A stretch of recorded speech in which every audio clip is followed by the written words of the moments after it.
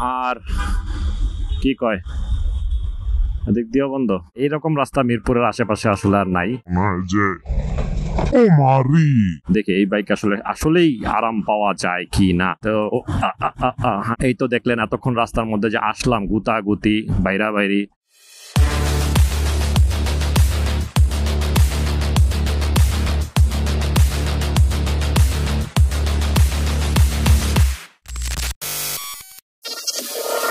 আসসালামু আলাইকুম, স্বাগতম বুম বুম কাকার চ্যানেলে আরো একটা নতুন ব্লগ ভিডিও নিয়ে হাজির হয়ে গেছি আমি আপনাদের নমি কাকা। আর এই মুহূর্তে আমি আছি হচ্ছে মিরপুরের সব থেকে জঘন্যতম একটা রাস্তায়, এবং এটা কেন জঘন্যতম একটু পরেই আপনারা বুঝতে পারবেন। আর এইরকম রাস্তা মিরপুরের আশেপাশে আসলে আর নাই, এটাই মনে হয় সব থেকে ডেঞ্জারাস একটা রাস্তা। তো কোন রাস্তায় আসি একটু জানার ইচ্ছা জাগতেছে। আসি হচ্ছে আমি মিরপুর 60 ফিটের রাস্তা, যে রাস্তাটার পিছনে মানে আমার পিছনের অংশে আছে হচ্ছে মিরপুর 10 নম্বর, 2 নম্বর, মিরপুর 1 নম্বর, এবং সামনে সোজা যে রাস্তায় আমি বের হবো সেটা হচ্ছে আগারগা শ্যামলীর রাস্তা হচ্ছে সংযুক্ত করছে। এই রাস্তাটা বেসিক্যালি একটা শর্টকাট ওয়ে। তো এই রাস্তাটার কন্ডিশন খুবই বাজে, ভাঙা চূড়া, লক্কর বক্কর, মানে একদম ঝক্কর মক্কর হয়ে রয়েছে। তো যাই হোক, এই রাস্তায় আসার অন্যতম একটা কারণ হচ্ছে এই বাইকটাকে নিয়ে একটা এক্সপেরিমেন্ট চালাইতেছিলাম বিভিন্ন সময় বিভিন্ন জায়গায় চলাচল করতে করতে। তার মধ্যে একটা ভিডিওতে আমি এটা নিয়ে খুব আরাম করছি, খুব আরাম বলছি যে এই বাইকটা চালাইতে খুবই আরাম। সো ঢাকা শহরের যেহেতু রাস্তার বেশিরভাগই আপনার হচ্ছে পিচ ঢালাই করা রাস্তা, তো ওই সমস্ত রাস্তায় চালায় খুব বেশি আনকমফোর্টেবল ফিল করা হয় না, বিকজ অফ ওইখানে আপনি ভাঙাচোরা বাইক নিয়ে বসে থাকলেও দেখবেন ওখানে আপনি ভাঙাচোরা বাইক নিয়ে বসে থাকলেও দেখবেন যে বাইক ভালোই চলতেছে। তো ভাঙাচোরা রাস্তার জন্য বেসিক্যালি এই রাস্তাটাকে আমি চুজ করছি আজকে, যে আজকে 60 ফিটের রাস্তাটা দিয়ে বাইক চালাই, দেখি এই বাইক আসলেই আরাম পাওয়া যায় কি না। তো ঝাঁকি টাকির তো কোনো বিষয় না। তো যাই হোক, যেটা বলতেছিলাম সেটা হচ্ছে এই বাইকে ভাই আসলেই আরাম। ভাই কেন বলতেছি, দেখেন আমার বাইকটাতে SF যে বাইকটা আমার, তো ওই বাইকটার মধ্যে বসে আমি এই রাস্তা দিয়ে অনেকবার যাতায়াত করছি। মাঝে মধ্যে মনে করেন যে মাজা ব্যথা হয়ে যায়, মনে হয় যে ও মারি।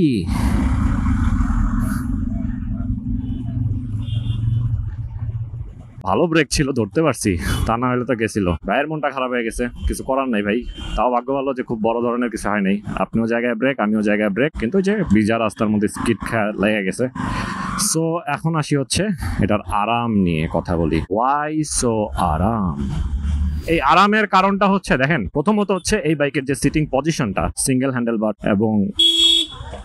এবং সিটগুলা ভাই এত বড় সিট, মানে বৈশও আরাম, কুশনটাও হেভি সফট, মানে লং টাইমও যদি আপনি বাইকে বসে থাকেন না, খারাপ লাগবে না।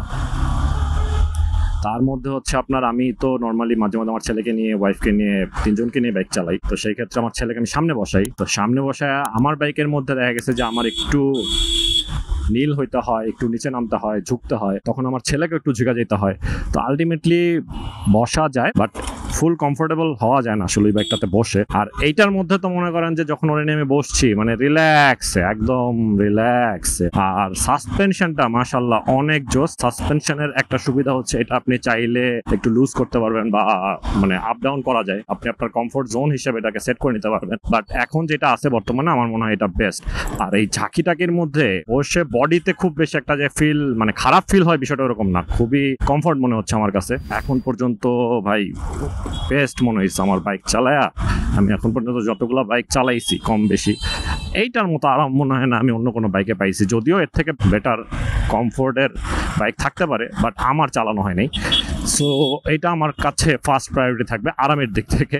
আর এই তো দেখলেন এতক্ষণ রাস্তার মধ্যে যে আসলাম, গুতাগুতি বাইরা বাইরি, খুব যে ভালো রাস্তা আসছি তা তো দেখতেই পারছেন কতটুকু ভালো রাস্তা দিয়ে আসছি। আমার SF বাইকটা দিয়ে যদি আমি এই রাস্তায় আসতাম, ডাবল সময় লাগতো, কারণ খুবই আস্তে আস্তে যাইতে হয়, মানে দেখে শুনে, ভাঙা চূড়া। তা না হলে মনে করেন যে বাইকের ঝাঁকিগুলো একদম মাজায় যায় লাগে। বাট এই রাস্তায় এতক্ষণ ধরে যে আসলাম, বডিতে ফিলই হচ্ছে না যে আমি এরকম একটা ভাঙাচূড়া রাস্তা দিয়ে আসছি। তার মধ্যে একে তো ভিজা রাস্তা, বৃষ্টি হয়েছে মিরপুরে, তাও মনে করেন যে স্মুথ লাগলো আমার কাছে। অলরেডি আমি 60 ফিট পার হয়ে গেছি। সো এই তো আরামের আর আসলে ডেফিনেশন কি দিব বলেন, আর কিভাবে বলা যায়? বাইক হয়তো অনেক দামি বাইক আছে, এটা হয়তো সেই তুলনায় খুব বেশি দামি বাইক না, বাট এই রেঞ্জের মধ্যে কমিউটার সেগমেন্টের বাইকগুলোর মধ্যে আপনার যদি কম্পেয়ার করতে হয় জিক্সার, তারপর পালসার, তারপরে টিভিএস এর আরটিআর যেগুলো আছে, এই মানে এই বাইকগুলোর থেকে আমার মনে হয় এটা বেস্ট। সো যারা হচ্ছে 2 থেকে 2.5 লাখ টাকার মধ্যে একটা বাইক খুঁজতেছেন এবং ভালো কমফোর্ট মাইলেজ পাবেন এইরকম একটা বাইক খুঁজতেছেন, তারা নির্দ্বিধায় ভাই এফজেডটাকে চুজ করতে পারেন। কারণ একে তো হলো এটা এফআই ইঞ্জিন, সো মাইলেজ অন্যান্য বাইকের তুলনায় আপনি স্বাভাবিকভাবেই বেশি পাবেন। আর কি কয়, এদিক দিয়েও বন্ধ, এদিক দিয়ে যেতে দিবে না, বাইক ঘুরাই দিচ্ছে। ও আচ্ছা, ওই রাস্তায় যাক, এদিক দিয়ে তো যেতে দিচ্ছে না, সো ঘুরাইতে হবে, ঘুরাই নেই। তো আরামের কথা মোটামুটি এখন তো ভালো রাস্তায় এসে পড়ছি।